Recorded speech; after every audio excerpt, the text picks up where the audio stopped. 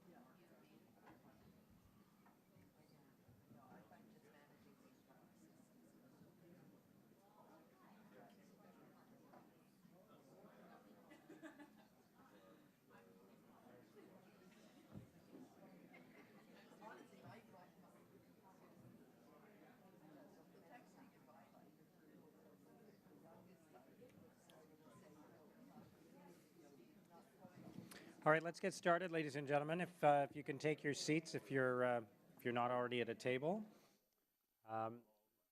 Yes, we're going to introduce Chad and have some people join him on stage so he doesn't feel lonely.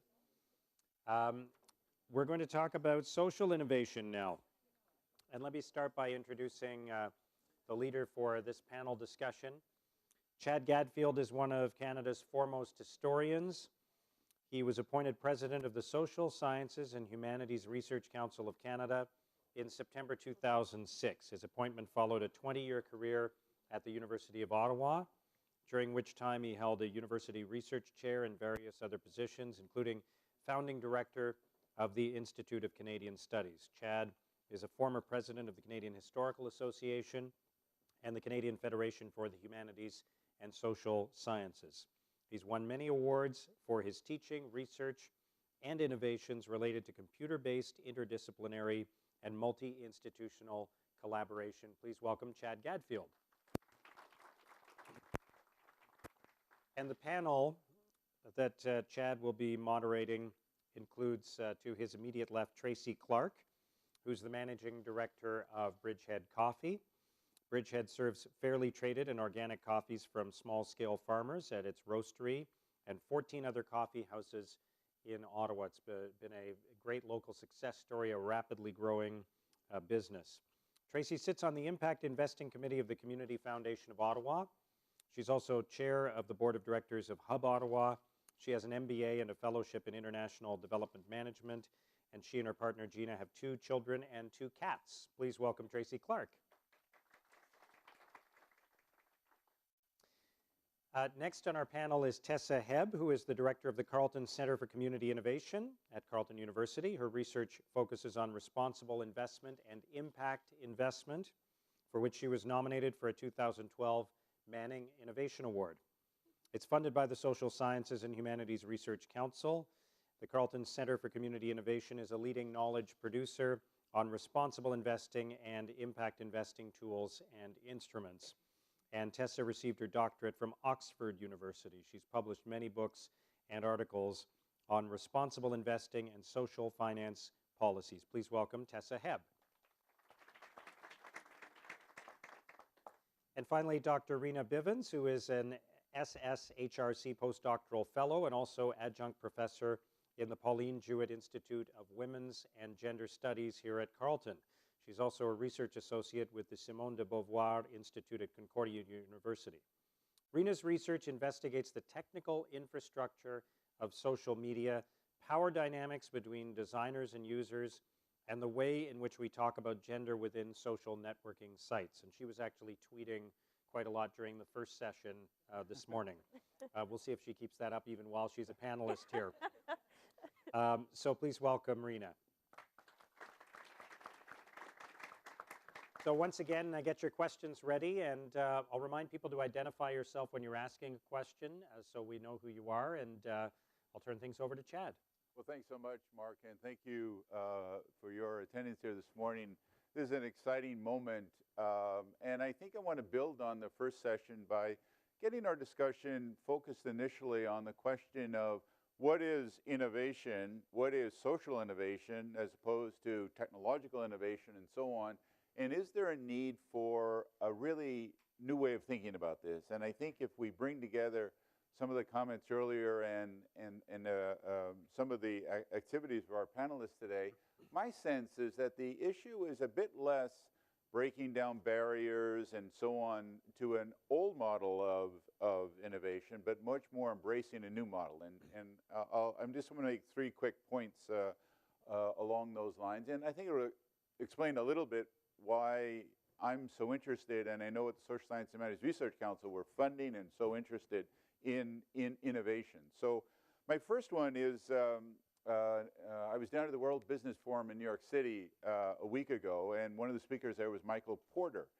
And he's been promoting, as you know, this notion of shared value, a very different way of thinking about how to make successful businesses, not as a distinction from successful societies and quality of life and so on, but together. And he makes the point that some of the most fastest growing companies in the world today are those that start with a question about society, a social ill, a social problem, and so on.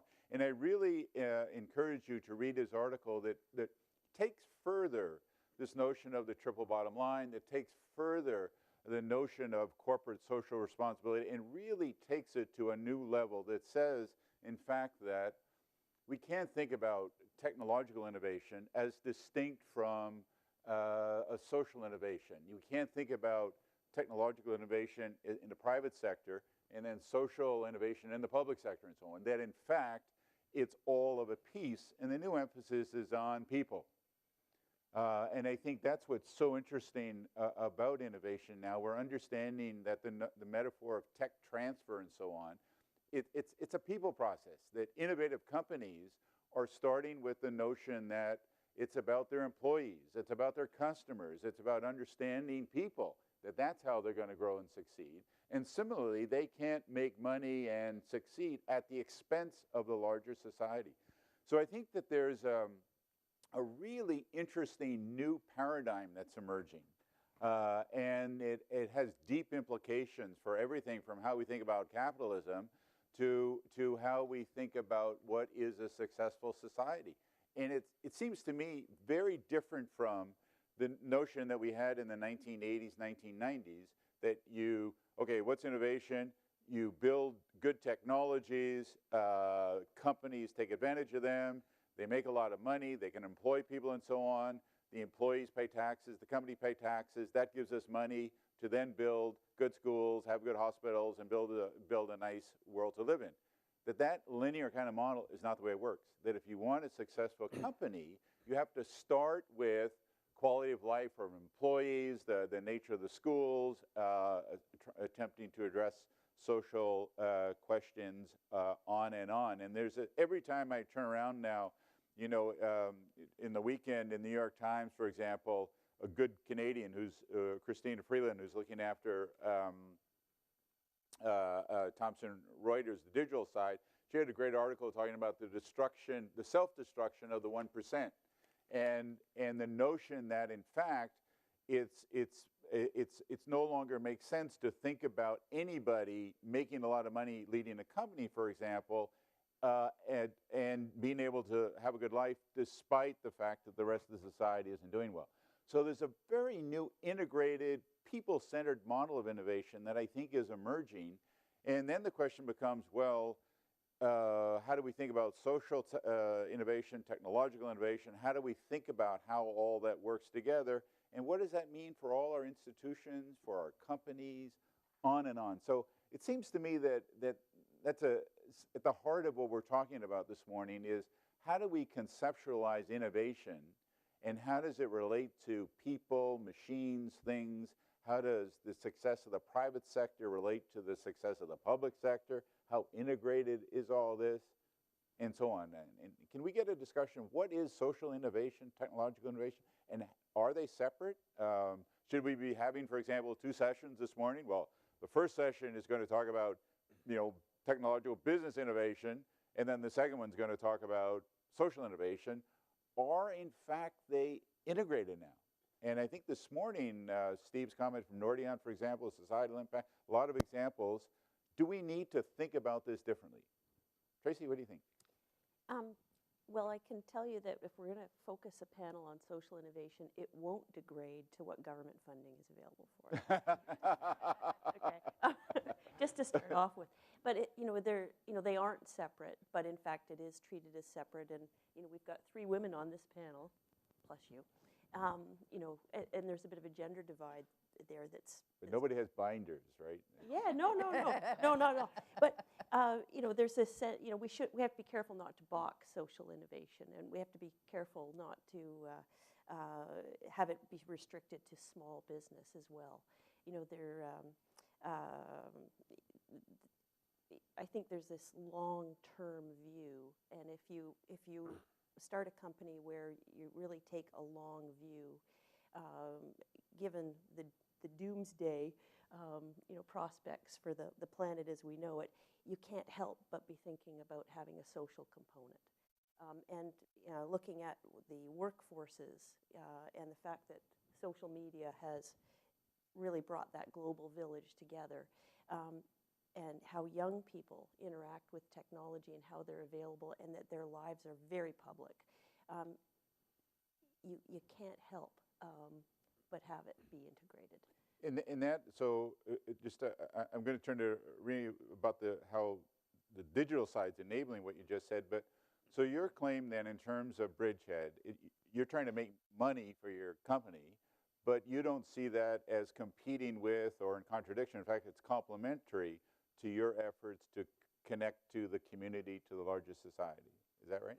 For us, our mission actually is to link consumers with small-scale farmers through fair trade and organics. And we have we're very inspired, by the communities of growers that supply coffee. 70% of the world's coffee is grown by 25 million small-scale farmers. This is not a very consolidated supply chain. In fact, it's a lot of small farmers supplying coffee, and they are great examples of social innovation. Not very great examples of technological innovation. Methods for processing coffee haven't changed a great deal over time. Espresso machines haven't changed a great deal over time. People's enjoyment of coffee hasn't changed a great deal over time, although we increasingly take more and more coffee out of the home than in the home, and we're places where communities interact, et cetera. And become little hubs for innovation, I would argue. But anyway, with all the wireless users inventing their companies in our shops. But the small-scale farmers are fascinating. They've had resource constraints, cash constraints, environmental constraints, infrastructure constraints. And that scarcity, if you like, or those constraints have allowed them or required them to kind of come together and collaborate and to do innovation. And some great examples are organic farming yields were low. There were farmers that developed, who used boyashi, which is a Japanese microorganism technology.